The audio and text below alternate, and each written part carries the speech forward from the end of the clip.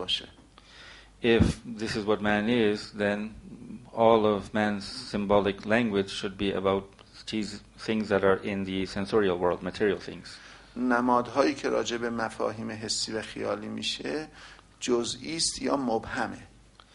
The symbols that represent physical objects, they're either particulars or they are ambiguous. کلی نخواهد شد. ما عبارتها و کلمات کلی نخواهیم داشت. They can never be universal. انسان ویژگیش اینه که درک کلی میکنه. But on the other hand, we see that the particularity of man is that he apprehends and comprehends universals. یعنی درک عقلی داره. He has a rational understanding. و این درک عقلی باعث میشه که بتونه فکر بکنه و وسیع بیاندیشه. And this rational understanding of his makes him able to think. حیوانات درکشون در حد حس و خیال هستش. Animals, their thoughts are to the level of senses and imagination. اونا هم نماد دارند. They too have symbols. اما اونها هیچ موقع گسترده نمیتونن فکر بکنن. But they cannot think in a very wide sense, or comprehensive sense. چون عقل ندارن. Because they don't have that higher, that intellect. صرف این که دست انسان آزاد شده و حنجرش باز شده انسان رو انسان نمیکنه. So just because man now has a hand that is able to make tools, or that he has a throat whereby he can have speech, does not make him a man. این درک عقلی است و تفاوتش مفهوم عقلی است و تفاوتش با درک حسی است و خیالی است. So this is then the difference between cognition that is rational from cognition that is sensorial. خود عقل هم باز دارای مراتبی است. مفاهیم عقلی به اقسامی تقسیم میشن. Now the rational concepts are also divided into different parts, levels. بسته به اینکه در مورد یکی از این تقسیم بندی ها بر اساس اینه که این عقل درباره چه چیزهایی داره تأمل میکنه و میاندیشه. One of these divisions comes from seeing what is the reason in rationality, what is it, what objects is it addressing.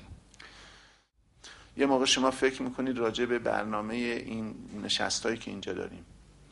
For example, sometimes you think about the program, this particular program that you're now attending. راجع به قانون فکر میکنید. Or you think about law. راجع به جامعه فکر میکنید. Or you think about society. راجع به اخلاق فکر میکنید. Or you think about ethics. جامعه رو، قانون رو و مسائل اخلاقی رو ما موجود میکنیم.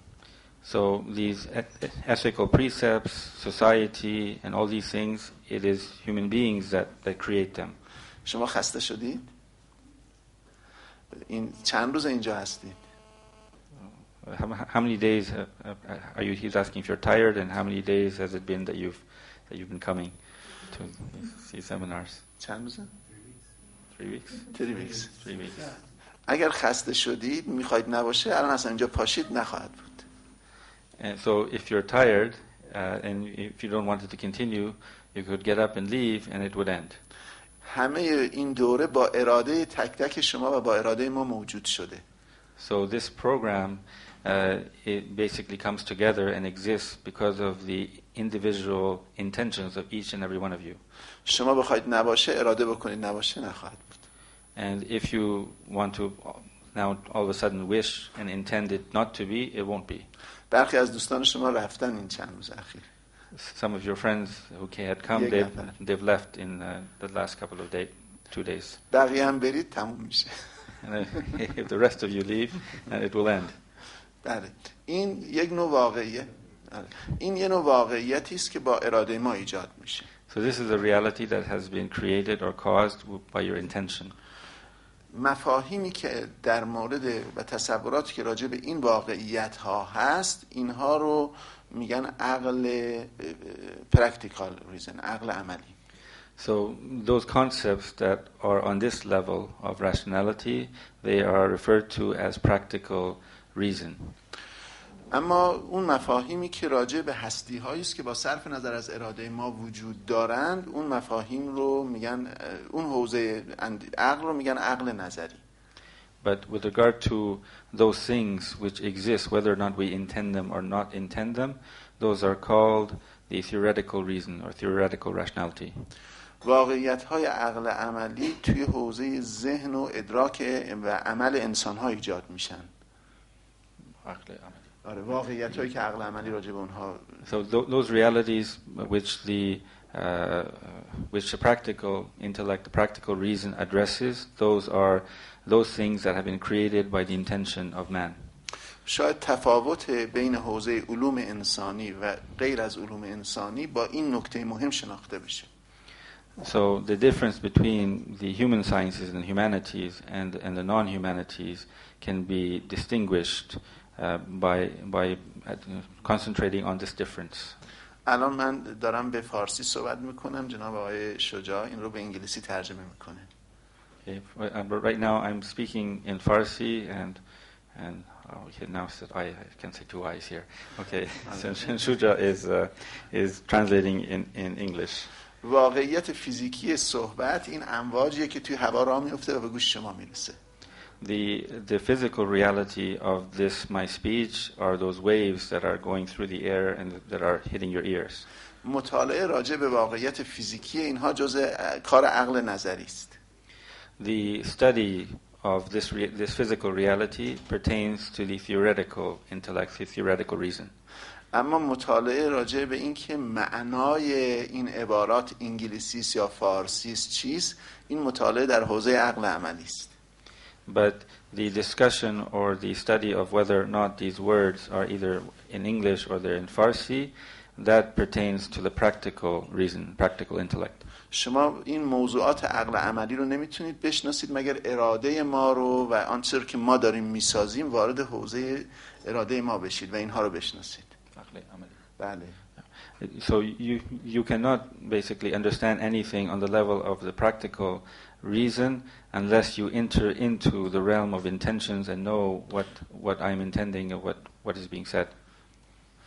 این یه تقسیم بندی که راجع به عقل که عقل نظری و عقل عملی واقع میشه. So this is a division of the reason into the practical and the theoretical. عقل نظری هم باز خودش اقسامی داره. The theoretical reason also has in its turn different levels and types. یک قسم اون راجع به هستی‌های طبیعی و فیزیکی بحث میکنه. One part of it deals with the natural existence, things that are in nature. به این عقل تجربی میگیم. And this type of reason we call the empirical reason or the experimental reason. گاهی به این عقل ابزاری هم میتونیم بگیم. Sometimes we can also call it instrumental reason. به دلیل اینکه شناخت علت اینکه این عقل ابزاری میگیم چون شناخت ما راجع به طبیعت وسیله تصرف در طبیعت میشه، پیش بینیش میکنیم، کنترلش میکنیم، یک ابزاری برای تصرف هست، به این لازم میگیم عقل ابزاری. The reason we call it instrumental reason because this type of reasoning and knowledge allows us and is a tool so that we can manipulate nature and change it. عقل ابزاری با سرمایش رو خیلی از حس میگیره و از خیال میگیره، حسی که با طبیعت ارتباط داره. Instrumental reason takes most of its sources or is based on sensorial input and data. اما ریداکشن نداره و به اون سطح تقلیل پیدا نمیکنه. But it's not purely reduced to just that level. این یک سطح هستش. So this is one level of the intellect, reason. یک سطح دیگری از همون عقل نظری راجع به متافیزیک صحبت میکنه. Another level of the theoretical intellect talks about metaphysics. این هم یک حوزه از معرفت عقل نظری است که به اون عقل تجریدی هم گفته میشه در مقابل عقل تجربی. This is another level of intellection and reasoning, and with regards to it, it is also called the immaterial, I guess, tajrid, to sort of reification, abstraction, sort of the abstract reasoning. یعنی یک تجدید تامه. آره. Pure abstractive reasoning. آره. یک سطح دیگری هست که راجع به مفاهیم ریاضی و اینطور امور عقل میاندیشه. Another level of the same type of reasoning is when you think about mathematical precepts. قوانین ریاضی مثل قوانین حقوق نیست. The laws of mathematics are not like the laws, the human laws in legal world. قوانین حقوقی رو ما وضع میکنیم، با اراده ما ساخته میشن. Laws, human laws are they are dependent on our intentions, and we actually bring them into being. اما قوانین ریاضی رو ما میشناسیم، نه اینکه ما بسازیم. But mathematical laws, we don't make them, we just recognize what they are. عقلی که به مسائل ریاضی میپردازه عقل ریاضی است. So that reason or that level of intellectuality that pertains to the mathematical, this is the mathematical reason or the mathematical. این عقل نیمه تجریدی است. This is sort of half abstractive, not purely abstract, but it's half. ما اموری رو که در طبیعت هستند دارای ابعاد و بعد و اینها میبینیم. When we see things in the physical world, they have dimensionality. اما مفاهیم رشته ریاضیات راجع به مسائل طبیعی بحث نمیکنه. But mathematics doesn't delve or doesn't address the natural world. ما توی ریاضیات چشممون رو میبندیم و شروع میکنیم فکر کردن و استدلال کردن. So in mathematics we can close our eyes and we can start to think and have a demonstration and proofs in our minds. درسته که ما این مفاهیم رو ابتداً از راه حس گرفتیم، اما خط ریاضی خط حسی نیست، نقطه ریاضی نقطه حسی نیست، سطح ریاضی سطح حسی نیست. It's true that we might have initially got some of these concepts from the natural world, but the mathematical line that's in our mind is not the line that exists outside. The plane that is in the mind, the mathematical plane, is not the plane that actually exists in the real world, and the mathematical body is not also the body that exists in the real world. خب این برخی از اقسام شناخت حصولی ماست که یا عقلی است یا حسی و خیالی است. حسی خودش اقسامی داره، ممکنه لامسه باشه، بینایی باشه، چشایی باشه، بویایی باشه، اینا محسوسه، بسته به اینکه چه چیزی رو حس میکنیم و این از کجا گرفته شده، موضوعش چیه. مفاهیم عقلی ما هم اقسامی داره به لحاظ اینکه اون چیزی که درباره اون میاندیشیم چی باشه.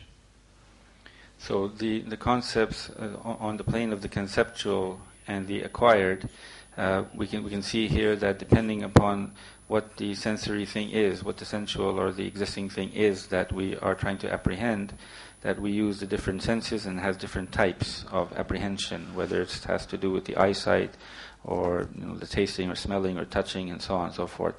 The same thing when it comes to the theoretical or the non-sensory. یه مقاله ای رو خدمت آقای شجاع در کانادا با منونایت ها در اونجا ارائه دادیم، راجع به معانی عقل بود. سال 2000 بود داره یا 2002 بود، 2002 بود دیگه، 3 سال مثلا.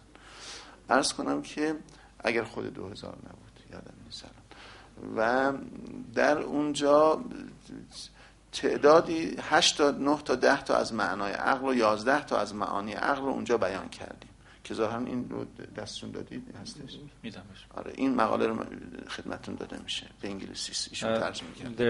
There's an article that was presented at a conference in Canada about a decade ago with Mennonite Christians, and it was about the different levels of the intellect. So there we explained about the 10 different types and levels of the reason and intellect, and that article has been translated and we'll try to get it to you through via email. بله اون مقاله از عقل قدسی تا عقل ابزاری اسمش بود. The name of that article was from the sacred intellect to instrumental reason.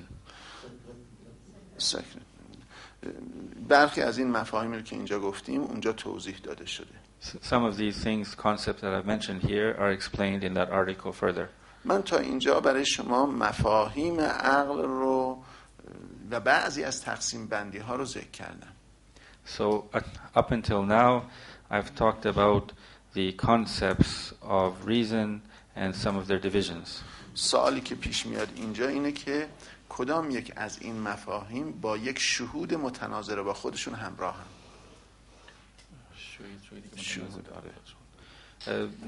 The question that comes up is that which one of these types of reason or rationality is accompanied by intuition. بعضی ها امپریسیست ها معتقد هستند که مفاهیم حسی با یک شهود حسی همراهند. The empiricists, for example, believe that the sensorial concepts are accompanied with some type of a sensorial intuition. اونا معتقد هستن ما مفاهیم غیر حسی اصلا نداریم، همونطور که قبلا گفتم. They are of the belief that we have no such thing as non-sensorial concepts. برخی از افراد مثل کانت معتقدن ما مفاهیم غیر حسی داریم، مفاهیم عقلی داریم، اما شهود عقلی نداریم. Some others, like Kant, believe that we do have concepts that are sensorial and concepts that are rational, but we don't have an intuition that is rational. بعد اون میگه که ما این مفاهیم از کجا آوردیم؟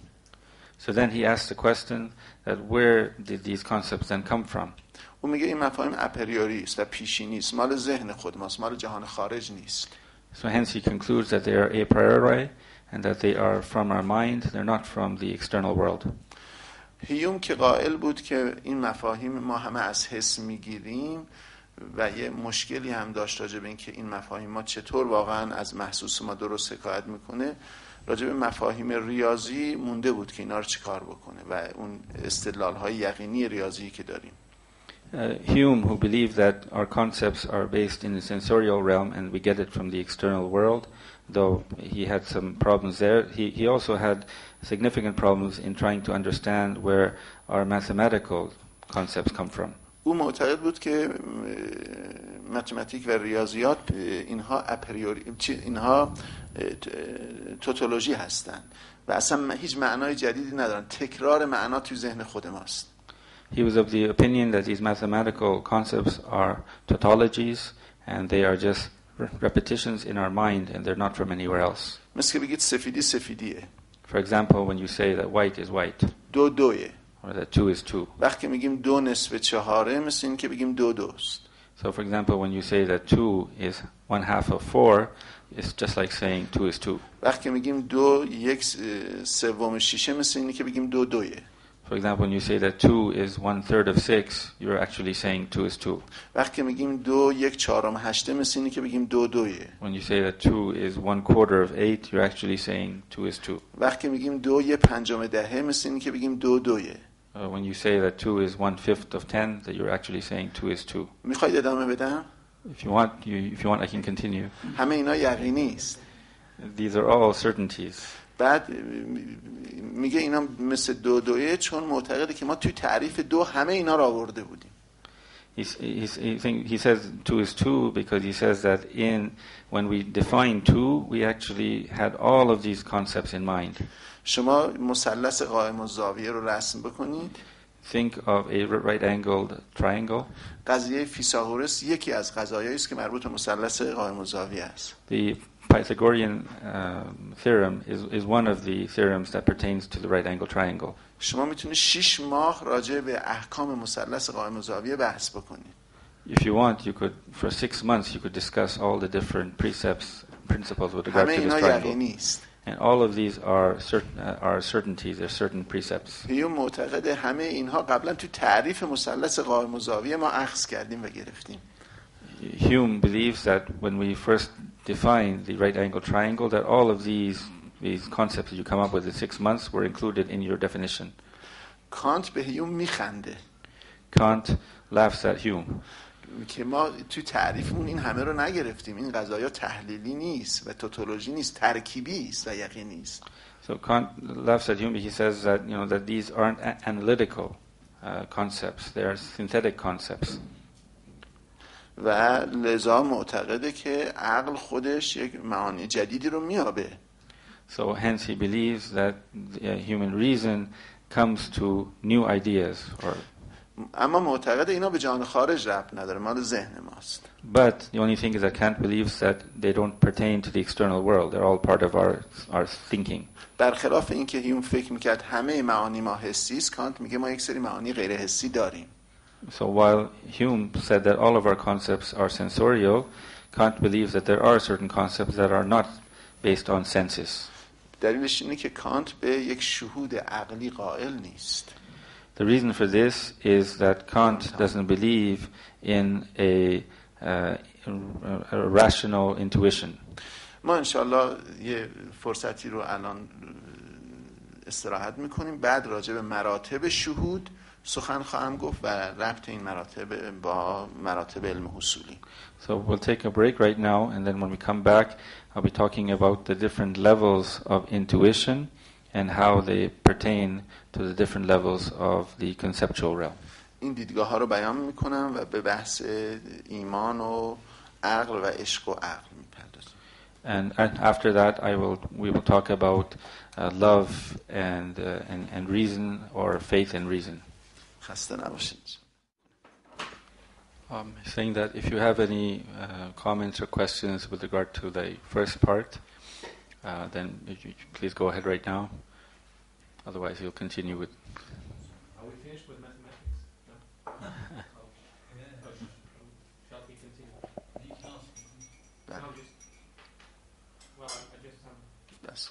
Yes, are you finished with mathematics? Because I'm curious to know,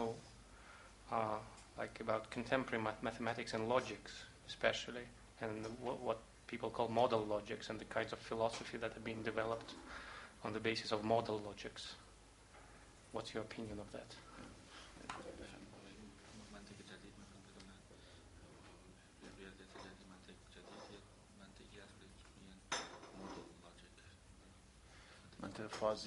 منطق فازی مدل لاجیک فازی. Well, model logic, when it is not just yes or no, when it is also maybe, perhaps, and so forth, must.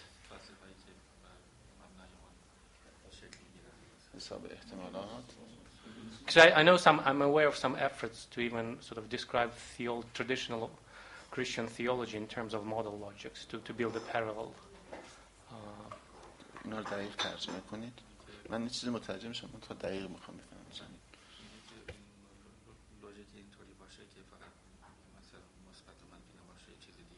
همون منطق فازیه. Yes.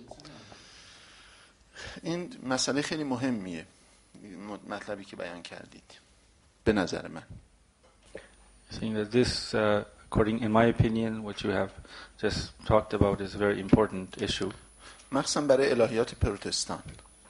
In particular for the Protestant theology. نه الهیات حالا کاتولیک یا الهیات این قسمت ارتدوکس. And not so much for the Catholic and the Orthodox theology. به دلیل اینکه اینها در حاشیه تطورات عقلانیت مدرن به بازخوانی دیانت خودشون میپردازن. الهیات پروتستان. Is because these have come about sort of on the margins, or as a consequence of the modern version of rationality and intellectuality that looks back and reinterprets its own religious content. بخشی از مباحث حوزه فلسفه دین الان ناظر به این تطوراتی است که داره شکل میگیره و شکل گرفته.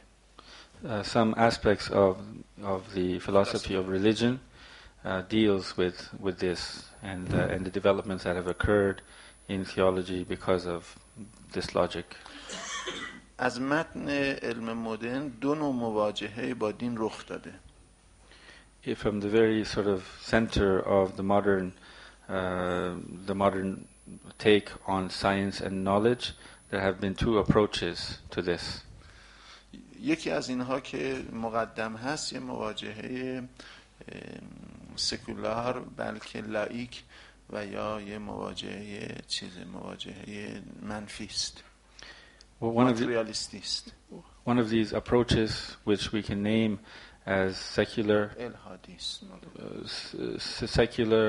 or the deviant or materialistic is the more important one. یکی دیگه یه مواجهه همدلانه است، یعنی خواسته از حاشیه متن همین مدرن از دین دفاع بکنه. Another approach is a conciliatory approach, which wants to take the modern knowledge, modern version of what knowledge is, and to use it to defend religion. حالا به تناسب تطوراتی که این 200 سال اخیر علم مدرن پیدا کرده و هر مقطعی یک تئوری رو اومده، این تطورات هم واقع شده. Based sort of in line with the developments and changes that have occurred in modern knowledge and modern science in these last 200 years, the sort of the reading of the religious perspective according to this has also proceeded in the same sort of line. بعضیا سعی کردن از بازی‌های زبانی ویتکنشتاین استفاده بکنن، نوعی دفاع از زبان دین بکنن. Some people have tried to use the linguistic approach of Wittgenstein to to basically to relook and take and reapproach religion. برخی‌ها سعی کردن از رویکردهای اگزیستانس استفاده بکنن و نوعی دفاع اگزیستانسیالیستی از دین بکنن. Some people have used the existentialist school and they have tried to use their positions to try to defend religion in the modern world. و همینطور با طرح مسئله برخی‌ها با از بین رفتن یا آسیبی که به حوزه ماتریالیسم و پوزیتیویسم شکل گرفته و مباحث که توی فلسفه علم بعد از اون به وجود اومده، با رویکردهای پست مدرن سعی کردن که یک رویکردی به دین داشته باشن. Others basically in lieu of the damage that was done to the positivist position, and which was also brought to light by the field of philosophy of science and so on, that they have turned to the postmodern and the postmodern philosophy to try to defend or reinterpret religious positions. بعد از اینکه عقلانیت تجربی و پوزیتیویستی افول میکنه، نوعی نسبیت فهم و نسبیت حقیقت توی دیدگاه‌های نوکانتی به بعد مستقر میشه. After sort of the decline of the empiricist and the positivist schools, what we see is a new Kanti. We see is sort of a reaffirmation of the neo-Kantian position. بحثایی که توی منطق فازی هم مطرح میشه گاهی از نام کمک گرفتن. Some of the discussions in fuzzy logic have also helped in this regard, or they've used them. مؤسس منطق فازی دکتر زاده در امریکا بود که ابتدا اینو مطرح کرد، بعد ژاپنی ها از این استفاده کردن یه مقدار و بعد به مرتبه آمریکا خیلی از این استفاده کرد برای ساختن برنامه‌هایی که امر رو بین مثبت و منفی دو ارزشی نمی‌دونه حالت‌های میانی رو قرار دادن و احساس، به قول خودشون احساس رو توی برنامه‌های کامپیوتری بتونن چیز بکنن، تعبیه بکنن، که از این منطق استفاده کردن. دکتر زاده در واقع لطفی زاده است، یک ایرانی بود و اونجا قسمت دوم فامیلش رو که اونجا با زاده میشناسن، اما فامیل کاملش لطفی زاده است. The person who came up with this idea of fuzzy logic was a man, Dr. Zadeh, who was an Iranian. His full name is Lutfi Zadeh in America, and later on it was carried forward by the Japanese, and then it went back sort of to America, and they've taken it and they've developed it, and this idea of a state between the positive and the negative, or the one and the zero, and they've used this for various softwares and so on. تفسیری که از این منطق میکنن به عنوان منطق چند ارزشی است و معتقد هستن که اصل اجتماع نقیضین محال، اجتماع و ارتفاع نقیضین محال است رو این منطق قبول نداره و امر رو یعنی معتقد بین دو طرف نقیض حالتهای وسط هم هستش. They've used this to bring forth a sort of a system of ethics and values that is pluralistic or multi-valued, and basically they believe that که بین دو طرف نقیض حالتهای میان هم وجود داره. Because there is a third possibility between two contradictories, this is a violation of the law, the principle of non-contradiction. لذا نمیتونیم بگیم یک شی درسته یا غلطه، میتونه نه درست باشه نه غلط باشه، حالتهای وسط داشته باشه. So hence we don't have to say something is right or wrong, that it can be something in the middle as well. اگر من درست فهمیده باشم نظر شما به این مسئله بود، همینطوره؟ So if I understood what you said correctly, this is what you were referring to. بله. اما این جای بحث خیلی قشنگی داره اینجا. But this is a very interesting and beautiful discussion. به نظر من این منطق فازی در مقابل منطق دو ارزشی نیست، یکی از حالتهای این مسئله هستش، یکی از صور منطق دو ارزشی است. Saying that according to me the fuzzy logic is not something aside from the old logic of the two valued logic, but is actually one of the possibilities within it. منطق فازی منطق درستیه. Fuzzy logic is a correct logic. اما این تفسیر از او غلطه. But this interpretation of it is wrong. اینا بین تناقض و تضاد خلط کردن. What they have done is that they've made a mistake between contradiction and opposition. سفیدی و سیاهی متناقض نیستن، سفیدی و سیاهی متضادن. For example, black and white are not contradictories, they're opposites. بین سفیدی و سیاهی زرد و سرخ و آبی و رنگ‌های مختلف هست. Between black and white you have other shades and other colors that exist. متضادین با هم جمع نمیشن اما رفع میشن. The two objects, two things that are opposites, they don't occur in the same place at the same time, but they can both not occur. اما متناقضین نه جمع میشن نه رفع میشن. But when it comes to contradictories, they cannot be together in the same place, nor can they not be